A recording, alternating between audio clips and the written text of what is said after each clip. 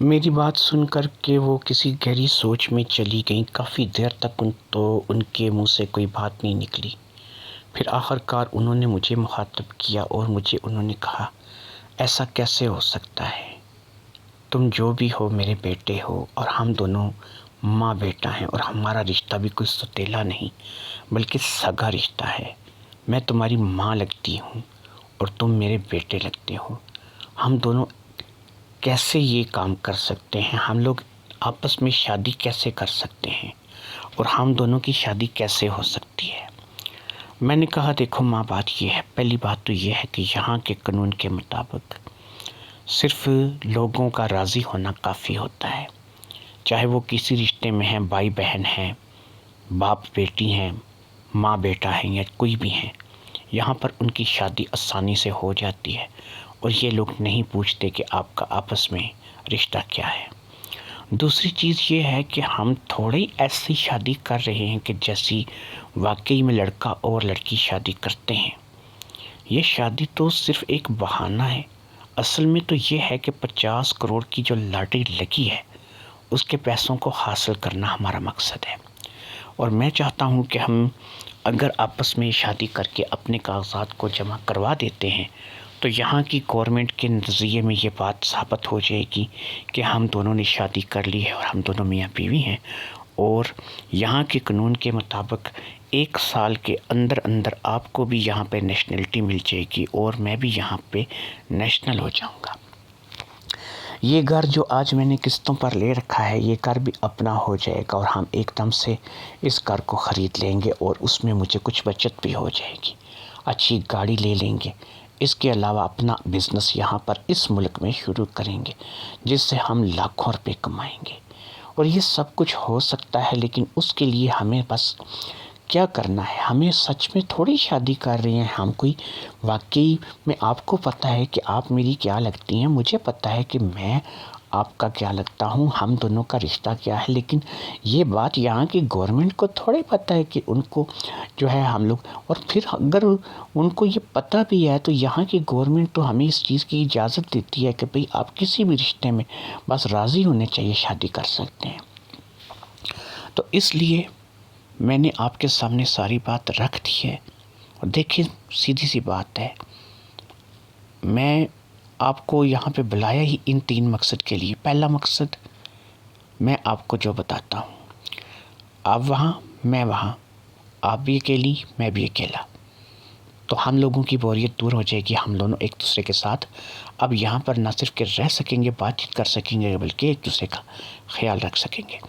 Number 2، رمضان والا جو واقعہ ہے، اب مجھے یہ بتائیں کہ یہ ویڈیوز اگر وہ مجھ تک پہنچ گئی ہیں تو گاؤں ہمارا ہے ہی کتنا سا، گاؤں میں پتہ نہیں کن کن کے پاس یہ ویڈیو پہنچ جائے گی، اور آپ کی گاؤں میں کیا عزت رہ جائے گی۔ گاؤں کے لوگ آپ کو کس نظریے سے دیکھیں گے، کس نظر سے دیکھیں گے؟ وہی لوگ جو کل کو ہماری عزت کرتے تھے، کل وقت آئے گا کہ وہ ہماری صورت دیکھنا بھی پسند نہیں کریں گے۔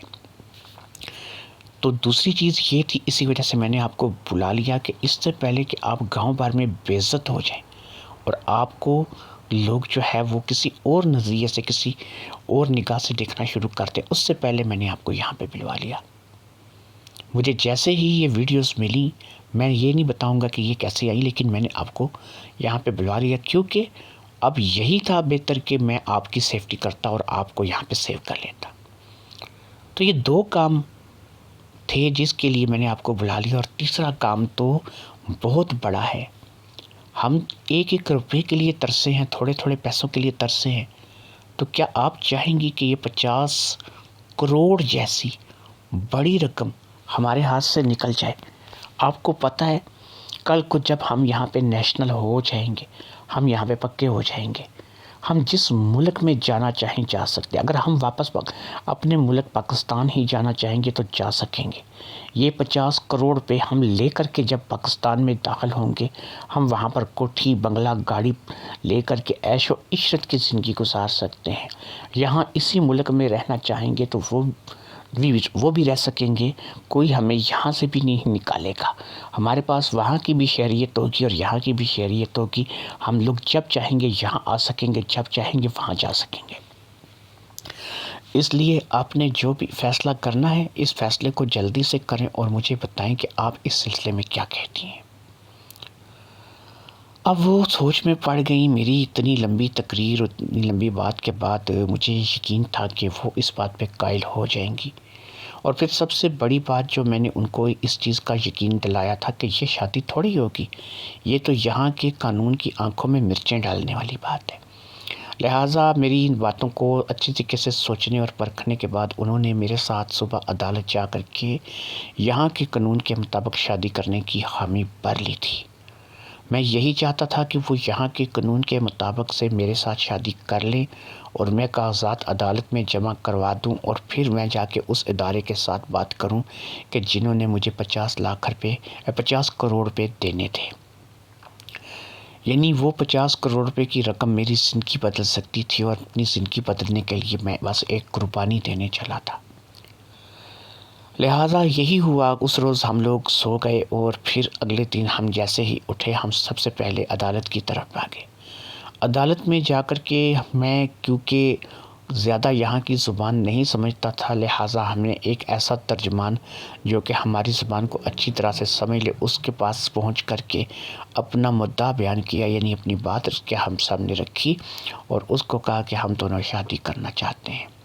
یہاں کے قانون کے مطابق کسی نے نہیں پوچھا کہ آپ کا پہلے رشتہ کیا تھا، آپ ایک دوسرے کے کیا لگتے ہیں، یعنی بس رضامندی پوچھی گئی ہم دونوں سے، اور پھر ہم لوگوں کو مختلف مراحل سے گزار کر کاغذات وغیرہ پہ ہمارے دستخط لے کے ہمیں وہاں کی عدالت کے مجسٹریٹ کے سامنے، جج کے سامنے پیش کیا گیا، اور پھر مجسٹریٹ اور جج سے فارغ ہونے کے بعد باقاعدہ سے اس بات کی تصدیق کر دی گئی کہ ہم دونوں آج سے یہاں کے قانون کے مطابق سے میاں بیوی ہیں۔ وہ کاغذات جتنے بھی ہمارے تیار ہوئے تھے ان کی ہم نے ایک ایک کاپی عدالت میں جمع کروا دی تھی، اور ایک ایک کاپی ہم نے اپنے پاس خود کے لیے رکھ لی تھی، اور وہ جو عدالت میں کاپی جمع کروائی اسی کاپی کی ایک کاپی میں نے اور ایکسٹرا کروا لی تاکہ میں یہ اس ادارے میں جا کر کے دے سکوں جس ادارے کے پاس میرا انعام لگا تھا، یعنی گورنمنٹ کی طرف سے جو لاٹری یہاں پر لگتی تھی۔ میں وہ کاغذات لے کر اسی دن عدالت سے نکل کر کے اس ادارے پہ پہنچا، اور پھر وہاں پر جا کر کے میں نے ان کاغذات کو جمع کرا دیا اور باقاعدہ سے ان کو بتایا کہ میں نے شادی کر لی ہے۔ کسی نے ہمارے عمر کے فرق کو نوٹ نہیں کیا، کسی نے ہم سے کوئی سوال نہیں کیا، انہوں نے بس کاغذات دیکھے اور ہمیں اوکے کر دیا، اور ہمیں یہ بتا دیا گیا کہ 1 ہفتے کے اندر اندر، بس آپ لوگوں کی تھوڑی سی کارروائی باقی ہے، 1 ہفتے کے اندر اندر آپ لوگوں کو جو ہے آپ کے پیسے مل جائیں گے۔ ابھی سے آپ نے صرف یہ کرنا ہے کہ یہاں سے جانے کے بعد آپ نے کسی بینک میں ایک مشترکہ اکاؤنٹ کھلوانا ہے جو کہ آپ دونوں کے ہی کہنے پر اوپن ہو سکے اور آپ کے دونوں کے کہنے پر ہی کلوز ہو سکے۔ تو مشترکہ اکاؤنٹ کھلوانے کے بعد آپ نے ہمیں اس اکاؤنٹ کا نمبر جو ہے وہ بھیج دینا ہے۔ آپ کی رقم 1 ہفتے کے اندر اندر آپ کے مطلوبہ اکاؤنٹ میں ٹرانسفر ہو جائے گی۔ اس کے بعد آپ نے جس بینک سے اکاؤنٹ کھلوایا ہوگا اس بینک کا ATM کارڈ، اس بینک کی چیک بک وغیرہ آپ کو مل جائے گی، اور آپ جب چاہیں جتنے پیسے چاہیں وہ وہاں سے نکال سکتے ہیں۔ یہاں سے فارغ ہونے کے بعد میں نے اب سوچا تھا کہ بینک کا ابھی ٹائم ہے، مجھے لگے ہاتھوں یہاں پر جا کر کے اکاؤنٹ کے لیے بھی اپلائی کرنا چاہیے، اور پھر میں وہاں سے بینک چلا گیا، اور جب میں نے ان کو تمام صورتحال سے آگاہ کیا تو بڑی آسانی کے ساتھ ہم لوگوں کا مشترکہ اکاؤنٹ کھول دیا گیا، اور پھر وہی اکاؤنٹ نمبر میں نے واٹس ایپ نمبر کے ذریعے سے اس ادارے کو جس نے ہمیں لاٹری کے پیسے دینے تھے سینڈ کر دیا، اور ساتھ ہی ساتھ واٹس ایپ پہ میں نے ان سے بات بھی کر لی۔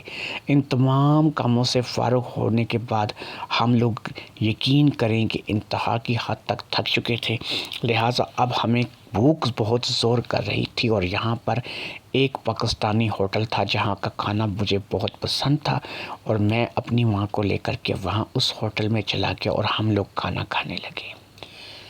پاکستانی کھانا کھا کے میری ماں بڑی خوش ہوئی اور انہیں بڑا اچھا لگا کہ یہاں پر بھی پاکستانی ہوٹل ہیں، تو میں نے ان کو بتایا کہ یہاں پہ نہ صرف کہ پاکستانی ہوٹل ہیں بلکہ بہت سی چیزیں ایسی ہیں کہ جو یہاں پہ پاکستانی ہیں۔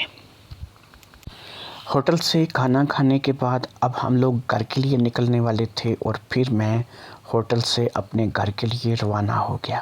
ہم لوگوں نے ایک ٹیکسی کرائی تھی جو کہ ہمیں ہمارے گھر اتار دیتی، اور پھر میں اپنی ماں کے ساتھ گھر آ گیا۔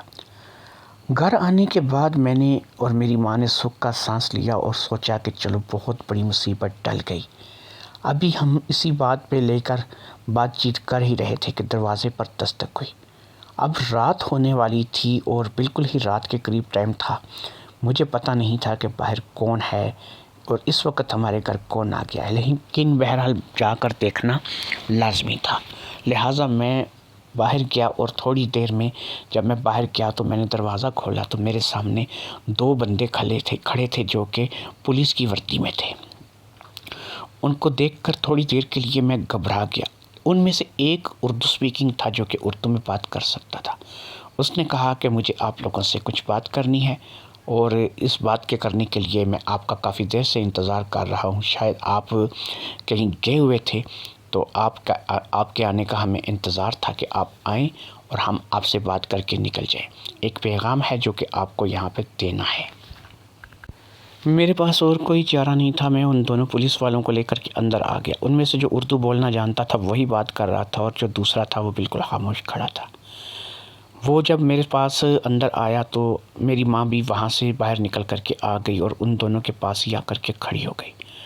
اردو بولنے والے نے مجھے اور میری ماں کو مخاطب کیا۔ اس نے کہا کہ دیکھو، بات یہ ہے کہ مجھے عدالت کی طرف سے آپ لوگوں کے لیے بھیجا گیا ہے، اور عدالت نے کہا ہے کہ آپ لوگوں نے آج ہی یہاں کے قانون کے مطابق شادی کی ہے۔ 3 مہینے بعد عدالت اپنی طرف سے ایک لیڈی ڈاکٹر کو یہاں پر بھیجے گا، جو کہ آ کر کے آپ دونوں کو اچھے طریقے سے چیک کرے گی، آپ کے ٹیسٹ کرے گی، اور آپ دونوں کی میڈیکل رپورٹ تیار کر کے عدالت میں پیش کرے گی۔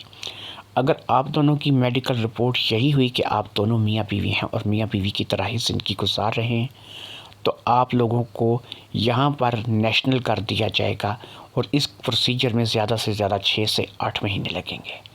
لیکن اگر وہ لیڈی ڈاکٹر جا کر کے عدالت میں یہ بیان دیتی ہے کہ آپ لوگ میاں بیوی نہیں ہیں، آپ نے صرف شادی کی ہے اور آپ میں کوئی میاں بیوی والا تعلق نہیں ہے، اور اگر ایسی صورتحال ہوگی تو پھر اس میں یہ ہوگا کہ عدالت آپ دونوں کو اپنے پاس طلب کرے گی، بلوائے گی۔ جب عدالت آپ کو اپنے پاس بلوائے گی تو عدالت آپ سے پوچھے گی کہ بھئی کیا بات ہے کہ آپ کی شادی کو 3 مہینے ہو گئے ہیں، تو آپ دونوں میں میاں بیوی والا کوئی واسطہ یا تعلق کیوں نہیں ہے؟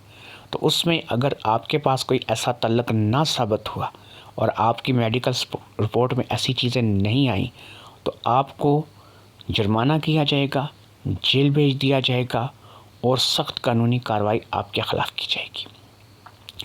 یہ بتانے کا مقصد صرف یہ ہے کہ ہمیں اس چیز کا شک نہیں ہے کہ آپ لوگوں نے شادی نہیں کی اور آپ دونوں میاں بیوی نہیں ہیں۔ یہ بتانے کا مقصد یہ ہے کہ یہ یہاں کا قانون ہے۔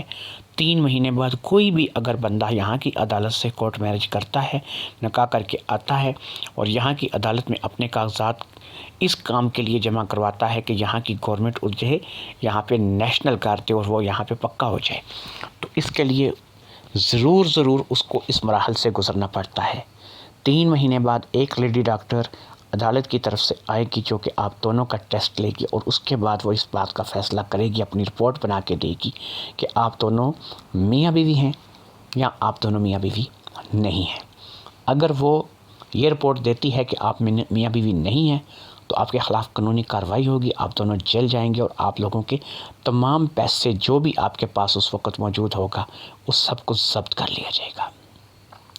اور اگر لیڈی ڈاکٹر جا کر کے یہ بتاتی ہے کہ آپ واقعی میں میاں بیوی ہیں اور آپ میاں بیوی والی زندگی گزار رہے ہیں، تو اس کے بعد عدالت آپ کو نہیں پوچھے گی، اور آپ کو 6 سے 8 مہینے کے اندر آپ کے پکے کاغذات مل جائیں گے اور آپ یہاں پہ نیشنل ہو جائیں گے۔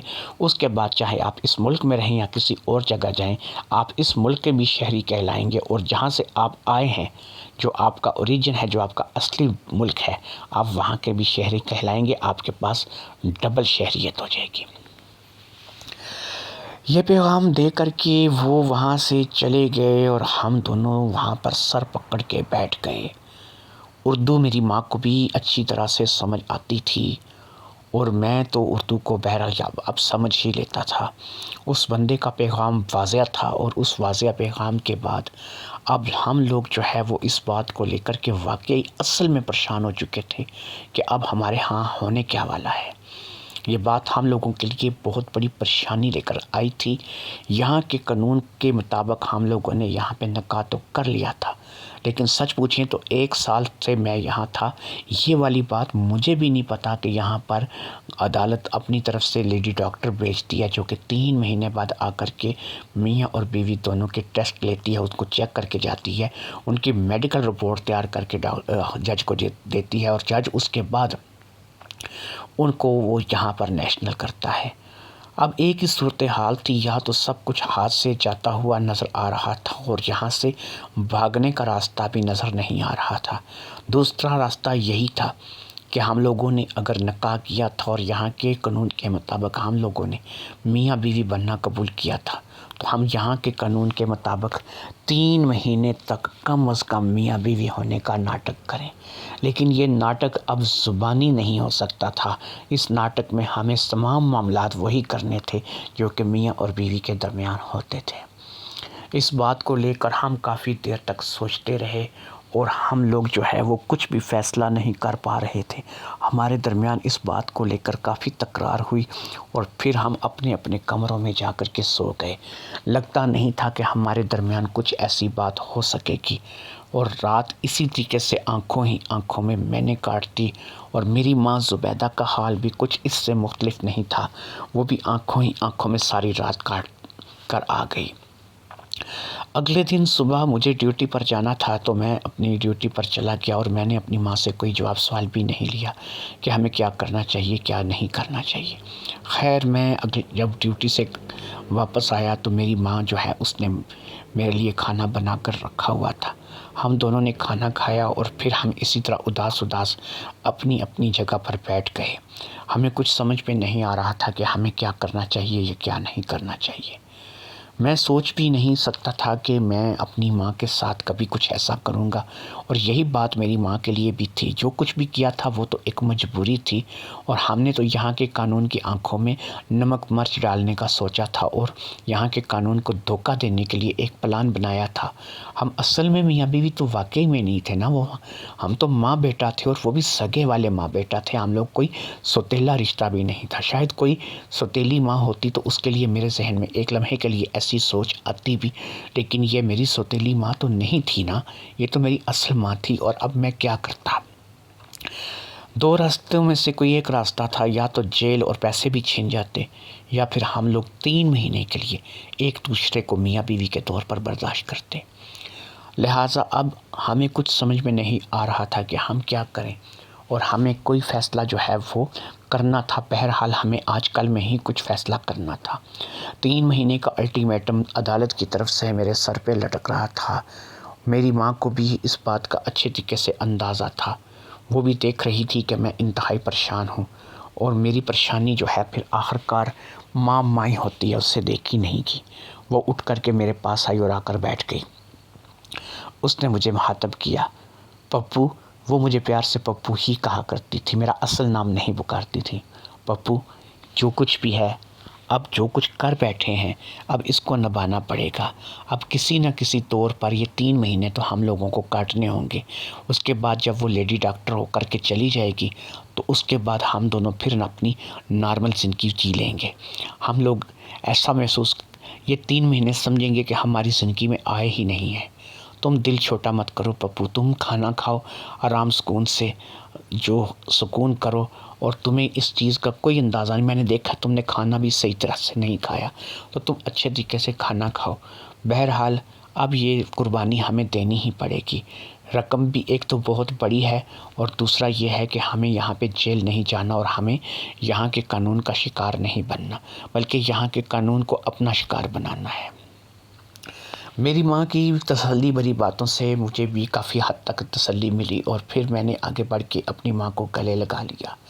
اب تک تو میں اسے ماں کی حیثیت سے ہی گلے لگا رہا تھا، اور وہ بھی مجھے بیٹے کی حیثیت سے ہی گلے لگا رہی تھی۔ ہمارے درمیان ابھی تک کوئی ایسی تیسری چیز نہیں آئی تھی کہ جو ہمارے رشتے کو ابھی تک خراب کرتی۔ لیکن اب یہ رشتہ خراب ہونے جا رہا تھا۔ مجھے نہیں پتا تھا کہ کب ہمارے درمیان کچھ ایسا ہوگا، اور 3 مہینے کی جو تلوار ہمارے سر پر لٹک رہی تھی وہ واقعی ہمیں جو ہے وہ پتہ نہیں کس طرف لے کر کے جا رہی تھی۔ یہاں پر آ کر میں آپ کو یہ بتا دوں کہ اب میں نے اس چیز کا فیصلہ کر لیا تھا کہ بہرحال مجھے پیسے حاصل کرنے ہیں اور سب کچھ بچانا ہے، اپنا گھر بھی بچانا ہے، اپنا آپ بھی بچانا ہے، لہٰذا میں نے ایک پختہ ارادہ کر لیا۔